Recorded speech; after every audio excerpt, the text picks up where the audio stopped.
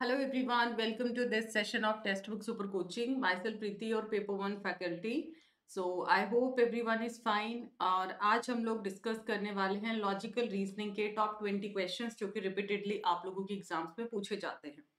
So before starting the session एक बार just आप टाइमिंग्स नोट कर लीजिए. These are the timing of my free classes. 10 o'clock YouTube and 11:30 text book app पे है. मेरे जो डेज हैं ट्यूसडे, थर्सडे और सैटरडे को, और उसी के साथ साथ संडे को हम लोग 3 बजे करंट अफेयर करते हैं.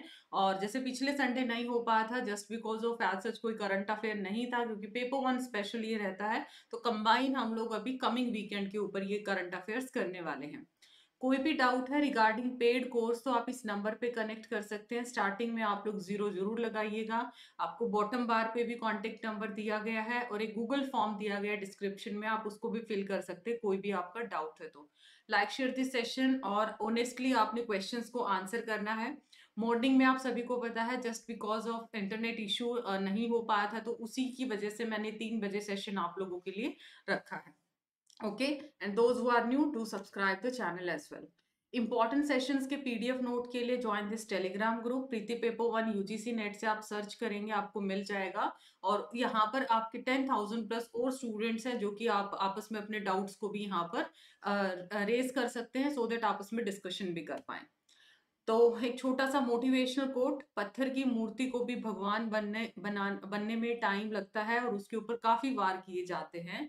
इन द सेम वे, मतलब उसी टाइम पे भगवान बनने की काबिलियत हासिल की जाती है, फोटो हमें दिखाई देती है. तो हम बोल सकते हैं कि जब भी आप किसी भी एग्जाम के लिए अपीयर करते हैं तो ऐसा नहीं है कि फर्स्ट लुक में आपको सब कुछ आ जाएगा. एक हो सकता है 20-30% आपको समझ आए, फिर आपको 40-50% आए. मतलब एक मल्टीपल रिवीजन जब आप उस टॉपिक के लगाते हैं तब आप लोगों को वहां पर मास्टरी हासिल होती है. राइट. तो यहाँ पर मल्टीपल रिवीजन करना स्टूडेंट के लिए बहुत इंपॉर्टेंट है. चलिए तो let's start with the session. जी, 20 क्वेश्चंस करेंगे और काफी इंटरेस्टिंग और इंपॉर्टेंट क्वेश्चंस है जो रिपीटेडली हमसे पूछे जाते हैं इन अवर एग्जाम्स. क्वेश्चन नंबर 1, 30 सेकेंड रहेगा. When the subject and predicate of both the premises are the same, दोनों premises के subject और predicate same है, but they differ only in quantity, तब हम उसको क्या बोलेंगे?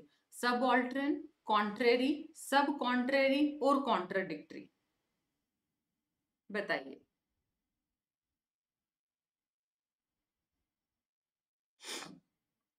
Subaltern, contrary, सब contrary और contradictory.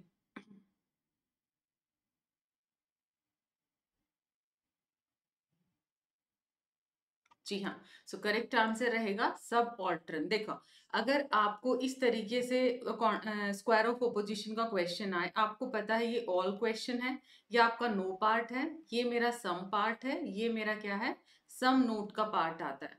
इसने बोला सब्जेक्ट और प्रेडिकेट दोनों सेम है. ये क्या है आपका यूनिवर्सल, ये क्या है पर्टिकुलर.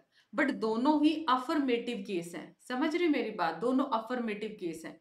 इन द सेम वे ये कैसा है, यूनिवर्सल नेगेटिव, ये क्या है आपका पर्टिकुलर नेगेटिव है.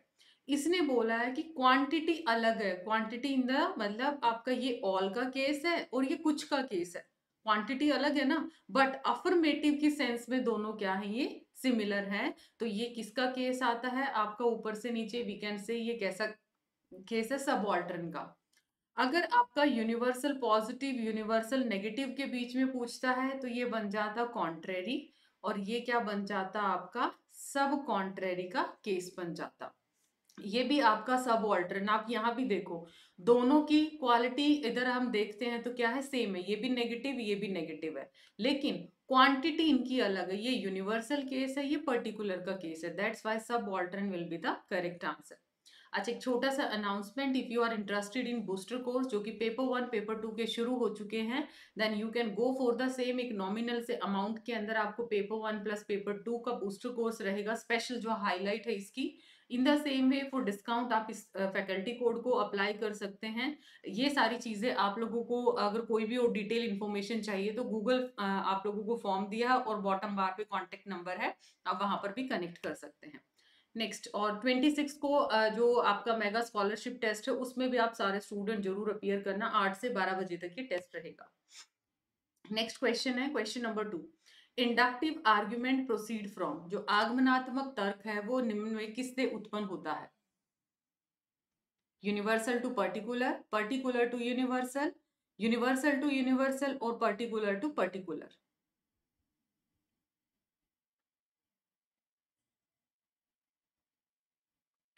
Very good. Universal to particular, particular to universal, universal से यूनिवर्सल और पर्टिकुलर से पर्टिकुलर। लास्ट में आप सारे स्टूडेंट्स को ये भी बताना है कि 20 क्वेश्चन में से एलआर में आपका कितना स्कोर बनता है, राइट? तो आंसर है आपका इंडक्टिव पूछा है, तो इंडक्टिव कैसे जाता है?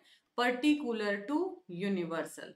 कैसे जाएगा कि आपके सामने क्या हो जाता है, यहाँ पर पर्टिकुलर कोई केस होता है और अकॉर्डिंगली हम यूनिवर्सल की तरफ जाते हैं। लेकिन अगर मैं इंडक्टिव की बात करती हूँ, जिसको क्या बोला जाता है? निगमनात्मक बोला जाता है हिंदी में। ये किसका केस है? यूनिवर्सल से पर्टिकुलर, ये किसका केस चला जाता है? This will be the answer of deductive argument, और ये किसका बन गया? इंडक्टिव आर्ग्यूमेंट का बन जाता है, right? Next question number 3, consider the following statement and choose the right option. इनमें से सही ऑप्शन क्या है? टेलीग्राम सारे स्टूडेंट जरूर ज्वाइन करेंगे। इंपॉर्टेंट सेशन के पीडीएफ आपको वही मिलेगा, जैसे डीआई का मैराथन था या उससे पहले भी मैराथन्स हुए हैं, वो आपको पीडीएफ ऑलरेडी मैं शेयर कर चुकी हूँ। फाइल सेक्शन में जाके आप एक्सेस कर सकते हैं। इनमें से कौन सा स्टेटमेंट करेक्ट है? 30 सेकेंड। जी हाँ, तो करेक्ट आंसर ऑप्शन नंबर 1। देखो, middle term should be distributed in at least one premise. अगर आपने फॉर्मल फैलेसी का टॉपिक किया है, क्या बोलता है फॉर्मल फैलेसी? कि आपकी किसी एक प्रीमाइस में, ये क्या होता है आप लोगों का? प्रीमाइस है, प्रीमाइस है कंक्लूजन, P1 P2, कि या तो इसमें या फिर इसमें, ईदर इन P1 और P2, एटलीस्ट किसी एक प्रीमाइस में मिडल टर्म क्या होनी चाहिए? डिस्ट्रीब्यूटेड। डिस्ट्रीब्यूशन में अगर मैं एक लेमन डेफिनेशन बात करूं, वो टर्म डिस्ट्रीब्यूटेड है जिसके साथ ऑल, नो या फिर नोट लगा है, हम बोल सकते हैं कि वो टर्म डिस्ट्रीब्यूटेड है। जैसे कि मैंने बोला नो ए आर बी, तो ये क्या डिस्ट्रीब्यूशन रहेगा इसके अंदर? इसके साथ नो लगा है, तो आप बोलोगे मैम ए क्या है? डिस्ट्रीब्यूटेड, इसके साथ नो लगा है। बट यहाँ पे एक और चीज वेरीफाई करना है, इसका वाइस वर्सा भी करके देखो। अगर इसमें ये बोलता है कि नो ए आर बी, तो मैं बोलूंगी ना नो बी आर ए का अगर बी से रिलेशन नहीं है तो बी का भी तो नहीं है। इट मीन्स दोनों के साथ यहाँ पर नो बी आर ए भी ट्रू है, तो ए के साथ भी नो लग गया, बी के साथ भी नो लग गया। इट मीन्स इसके सब्जेक्ट और प्रेडिकेट दोनों ही डिस्ट्रीब्यूटेड होते हैं एक ही टाइम पे। Middle term should be present in conclusion, ये गलत है। प्रेजेंट की जगह मिडल टर्म क्या होती है कंक्लूजन में? एब्सेंट होता है। Both premise can be particular in a valid argument, right? और both premise can be negative. देखो, अगर नेगेटिव नेगेटिव है तो कहीं ना कहीं हम ये इनवैलिड की तरफ जाते हैं, तो ये आपका करेक्ट आंसर रहेगा ऑप्शन नंबर 3 ओनली। हाँ जी, next question, in the statement no dog are reptile, कौन सा टर्म डिस्ट्रीब्यूटेड? अभी मैंने एग्जांपल के थ्रू कवर करा है, बताइए। You have 30 second. सारे स्टूडेंट्स कमेंट्स में आंसर जरूर करेंगे, और do like and share this important session. बहुत इंपॉर्टेंट क्वेश्चंस और रिपीटेडली पूछे जाते हैं, और विद एक्सप्लेनेशन हम लोग यहाँ पर इसको डिस्कस कर रहे हैं। आप सभी, आई गेस सभी के लिए काफी इंफॉर्मेटिव रहेगा ये।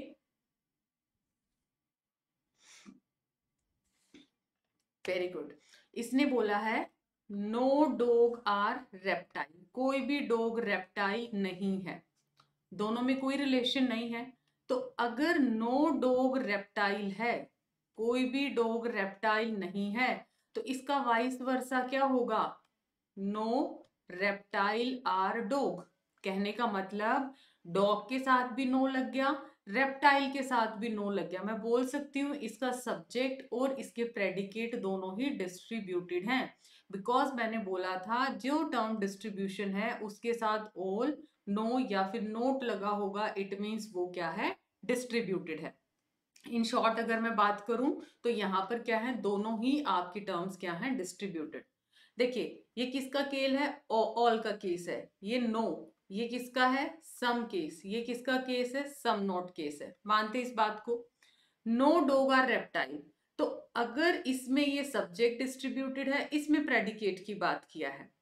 सब्जेक्ट में ऑल के अंदर सिर्फ आपका सब्जेक्ट है, नो के अंदर दोनों है, सम के अंदर सब्जेक्ट अनडिस्ट्रीब्यूटेड है और ये आपका अनडिस्ट्रीब्यूटेड। सम नोट में ये अनडिस्ट्रीब्यूटेड, ये अनडिस्ट्रीब्यूटेड, मतलब इसका निमोनिक आप याद रख सकते हो डड्डू, और इसको हम बोल सकते हैं उड़ उड़।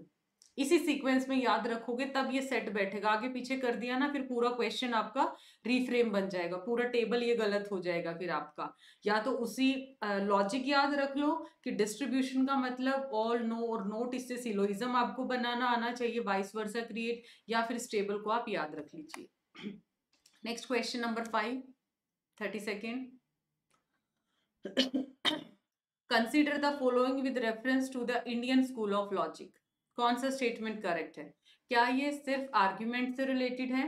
क्या ये कंटेंट से रिलेटेड है? क्या अकेली परसेप्शनल नॉलेज होती है या प्रेजेंटिंग नॉलेज होती है? Which of the following statement is correct?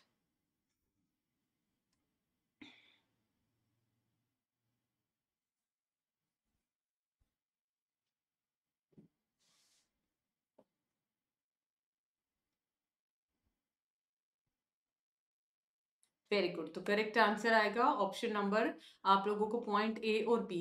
ये आर्ग्यूमेंट और कंटेंट दोनों के साथ ही रिलेटेड होता है, ठीक है। अकेला ना तो ओनली आर्ग्यूमेंट है ना कंटेंट, तो आर्ग्यूमेंट और कंटेंट दोनों के साथ रिलेटेड होता है। तो ये आपका रहेगा option number C. Next question. Devadatta is fat, मोटा है, does not eat during the day, दिन में नहीं खाता है, therefore Devadatta is eating during the night, इसका मतलब पक्का वो रात को खाता है। तो ये किस तरीके का एग्जाम्पल है? क्या आपने कंपैरिजन किया, इम्प्लीकेशन लगाया, परसेप्ट किया, या वर्बल टेस्टिमोनी का हमने यूज किया?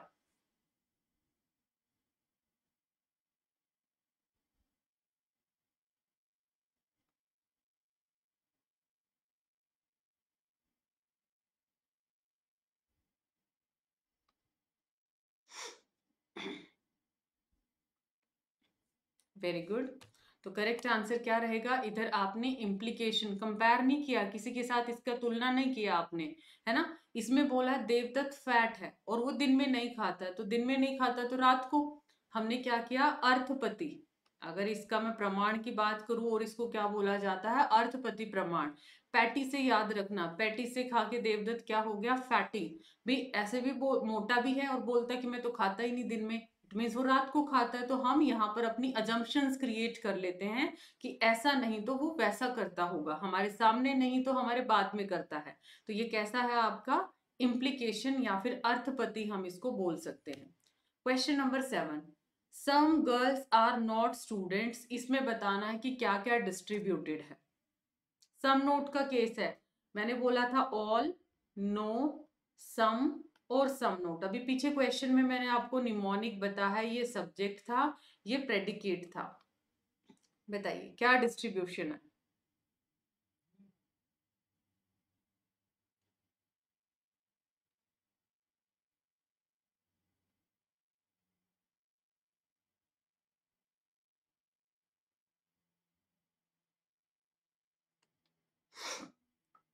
हाँ जी, तो करेक्ट आंसर आएगा ऑप्शन नंबर 4। देखो अभी मैंने क्या बताया था, ऑल, नो, सम और सम नोट को याद रखोगे डड्डू से, इसको उड़ उड़ से आप याद रखोगे। सम नोट के केस में क्या है?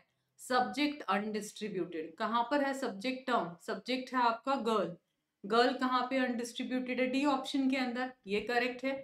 प्रेडिकेट है मेरा स्टूडेंट, स्टूडेंट कहाँ पर है? Predicate term student is distributed. So answer क्या बना? यही तो चीज है इसमें, ठीक है। सब्जेक्ट आपका अनडिस्ट्रीब्यूटेड और प्रेडिकेट आपका डिस्ट्रीब्यूटेड है। Next question number 8, identify the argument under which instantial propositions are inferable from universal preposition.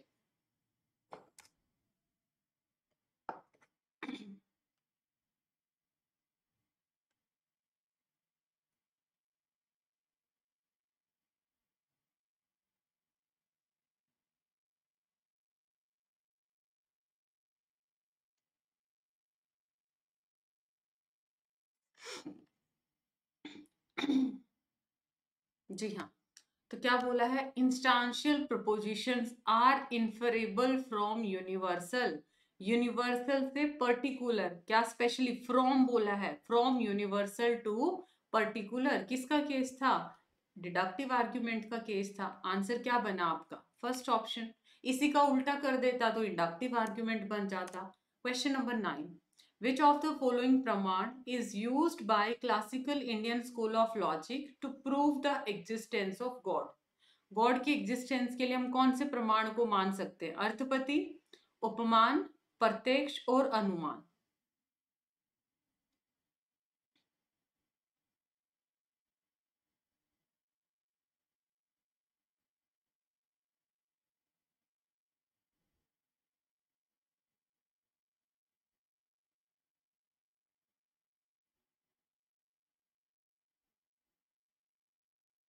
Yes, so correct answer क्या आ जाएगा, ऑप्शन नंबर अनुमान। हम यहाँ पर सिर्फ देखो, प्रत्यक्ष तो नहीं है, डायरेक्ट नॉलेज तो हमने नहीं लिया है ना, डायरेक्ट नहीं लिया है। उपमान ना हमने यहाँ पे कंपेयर किया, ना ही यहाँ पर हमने ऐसा नहीं तो वैसा दो अलग अलग पोस्टुलेशंस बनाई हैं, अलग अलग चीज हम लोगों ने इम्प्लीकेशंस निकाली हैं यहाँ से।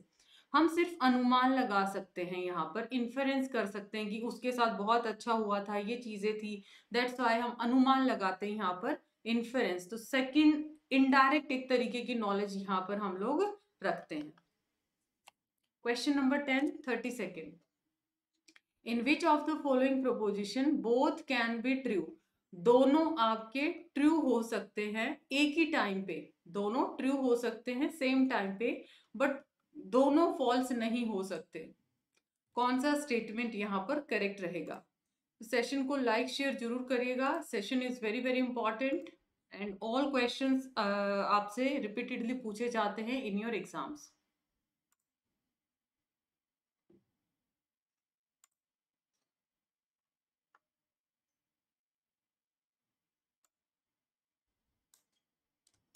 Very good.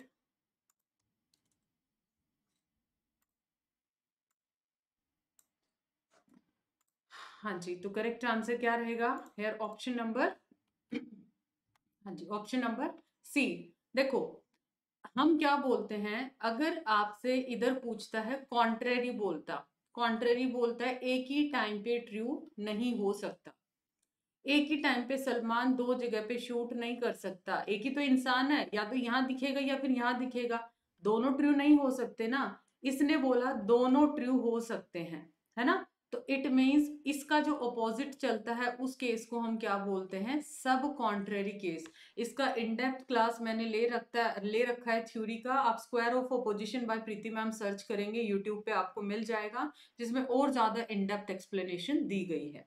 तो आपका क्या है, एक ही टाइम पे ट्रू हो सकता है बट एक ही टाइम पे फॉल्स नहीं हो सकता। ये क्या बोलता है, एक ही टाइम पे ट्रू नहीं होगा बट एक टाइम पे फॉल्स हो सकता है। तो कॉन्ट्रेरी और सब कॉन्ट्रेरी एक दूसरे के बिल्कुल ऑपोजिट चलते हैं, सो आंसर विल बी सब कॉन्ट्रेरी।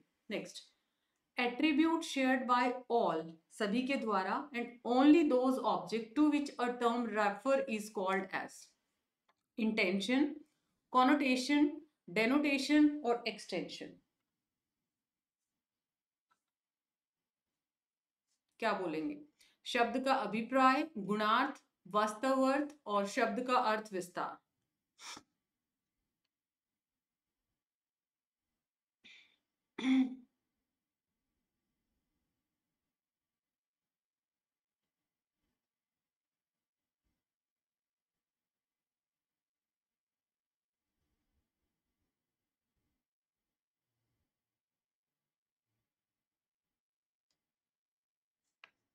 जी, करेक्ट आंसर इंटेंशन या फिर कॉनोटेशन। कॉनोटेशन जहां पर आप लोग देखो, डिक्शनरी मीनिंग अगर बतानी है तो आप डेनोटेशन पे जाते, इसने बोलो उसकी एट्रीब्यूट्स के बारे में बात करते हो, उसके गुण के बारे में बात करोगे, तो गुण क्या होंगे जब हम उसके साथ फीलिंग कनेक्ट करेंगे। जैसे आपने स्नेक देखा, स्नेक देखते ही आप उसकी एट्रीब्यूट देखोगे डर वाली, कि उसके अंदर क्या है, पॉइजन है। हाउस के नाम लेते ही आपको ऑटोमेटिक अपने घर की जो रिलेटेड फीलिंग्स है वो आपको रिकॉल करेंगी। तो जब आप एट्रीब्यूट और गुण की बात करोगे तो उसको या तो इंटेंशन ऑफ टर्म बोलते हैं या फिर कॉनोटेशन बोला जाता है। Question number 12, 30 second, total 20 questions करेंगे। एक आपके लिए होमवर्क रहेगा जिसका आंसर आपको कमेंट में करना है। Informed fallacy in which the conclusion of argument is stated or assumed in any one of the premises. क्या बोलेंगे? Bagging the question, circular argument, ignotio lanci और patitio principle.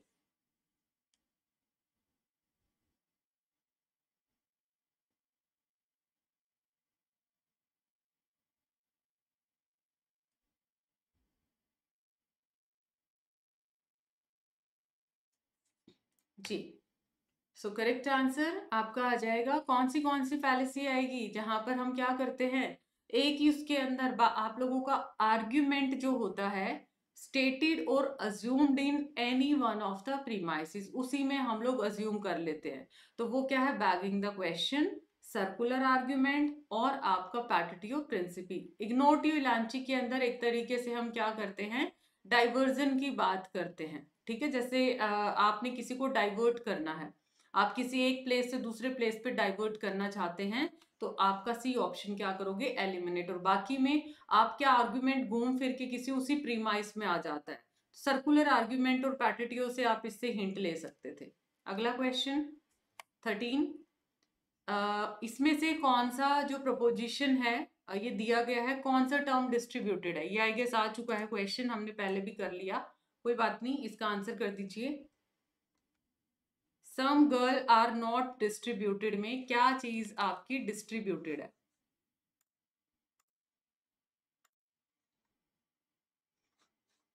क्या चीज डिस्ट्रीब्यूटेड है?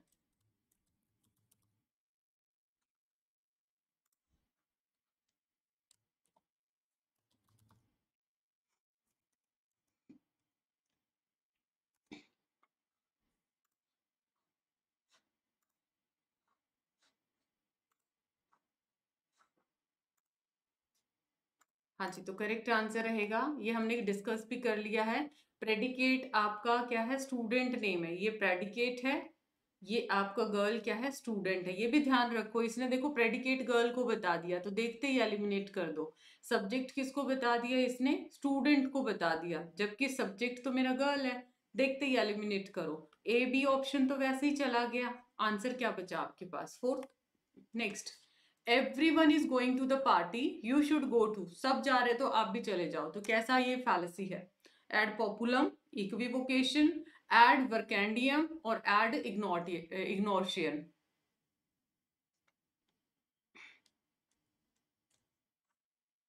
किस तरीके का ये फैलेसी है?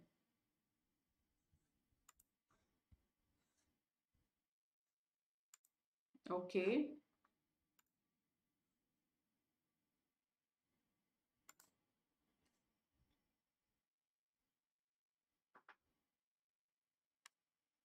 हाँ जी, तो जब बाकी सारे लोग करें, इसको हम क्या बोलते हैं? वी कैन से भेड़ चाल।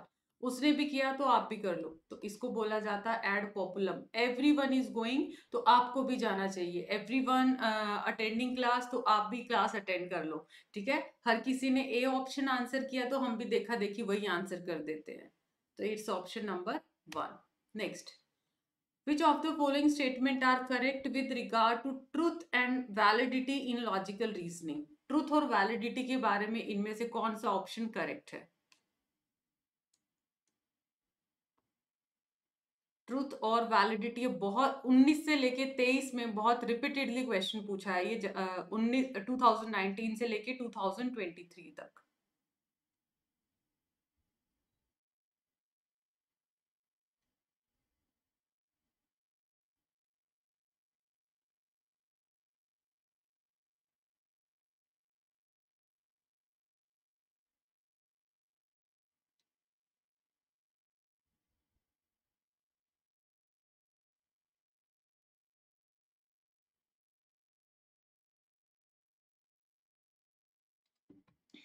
सो करेक्ट आंसर क्या है? ऑप्शन 4। ट्रूथ और फैलिसिटी किसकी होती है? देखो, स्टेटमेंट का जो नेचर है, स्टेटमेंट क्या होगी? या तो ट्रू या फिर फॉल्स। मैंने बोला आज संडे, आप बोलोगे नहीं आज मैम क्या है, थर्सडे है, या तो ट्रू था या फॉल्स था, राइट? लेकिन अगर आपसे आर्ग्यूमेंट की बात करता है पहला स्टेटमेंट सही है, तो ए जहां पे एब्सेंट है उसको हटाओ। आर्ग्यूमेंट क्या होगे, या तो वैलिड या फिर इनवैलिड। मैं बोलूंगी मेरा और आपका आर्ग्यूमेंट हुआ, एक ही जीत जाएगा, उसमें एक ही बोलेगा ना आपने बिल्कुल वैलिड बात किया है। तो वैलिडिटी इनवैलिडिटी किसकी होती है, आर्ग्यूमेंट्स की, और ट्रूथ फैलेसिटी किसकी होती है, प्रोपोजिशंस या फिर कथन की। Question 16, argument among the following, which one of the following argument is rooted in empirical investigation? इंद्रियानुभविक अन्वेषण में निहित है।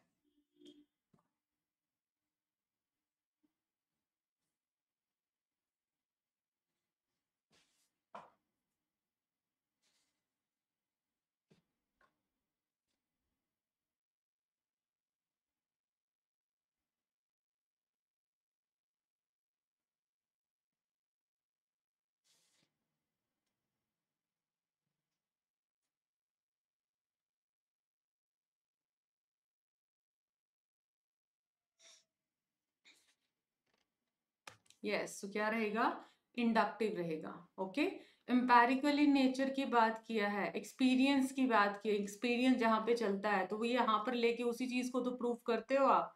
सो here the inductive argument. Next, truth and falsity किसकी एट्रीब्यूट्स हैं, अभी हमने क्वेश्चन किया, प्रपोजिशन की, आर्ग्यूमेंट की, ओपिनियंस और डिबेट, किसका नेचर है ये।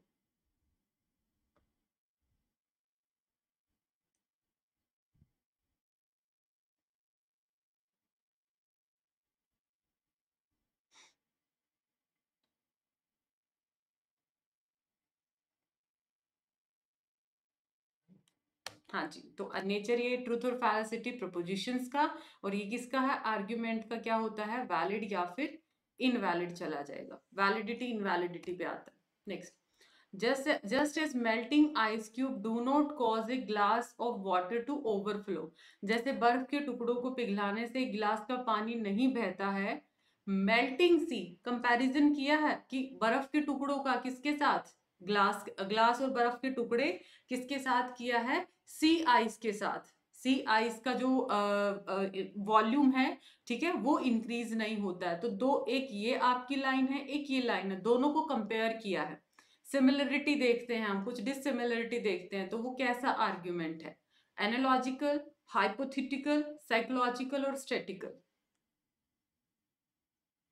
कुछ कंपैरिजन करते हैं तो वो कौन सा आर्ग्यूमेंट आता है आपका।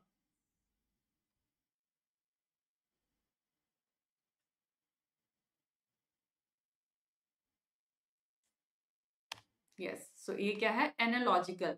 जब एक चीज को हम एनालॉजी रीजनिंग करते हैं ना, एनालॉजी लगाते हैं, मान लिया आप, मैंने लिख दिया यहाँ पे सॉक्स, ठीक है, सॉक्स का मैंने लेट सपोज फुट से कनेक्शन लगा दिया, तो ग्लव्स का आप कैसे लगाओगे, आप खुद एनालॉजी लगाओगे कि मैम ने सॉक्स और फुट का बताया है, तो यहाँ पे ग्लव का कनेक्शन किससे है, हैंड, क्योंकि आपने कोई सिमिलरिटी देखी है उसके अंदर। ऐसे ही कि अगर यहाँ पर मेल्टिंग आइस से ग्लास ओवरफ्लो नहीं करता है, तो मेल्टिंग सी आइस, जो बर्फ की समुद्री बर्फ है, उससे इंक्रीज नहीं करता है ओशनिक वॉल्यूम भी। तो जब दो चीजों को कंपेयर करते हैं, कंपैरिजन पे लगाते हैं, तो एनालॉजी आता है। If two standard form categorical proposition with the same subject and predicate, subject भी same है, predicate भी same है, related in such a manner that one is undetermined, तो अदर मस्ट बी अनडिटरमाइन, अगर एक अनडिटरमाइन है तो दूसरी भी हमें नहीं पता, तो ये कैसा रिलेशन होगा, if one is undetermined other is also undetermined. Keep answering.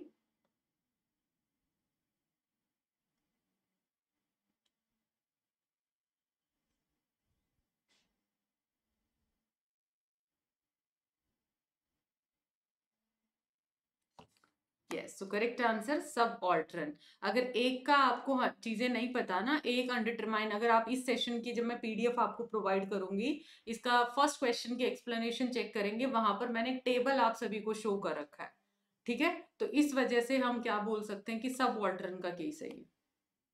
Question 20, last question है ये।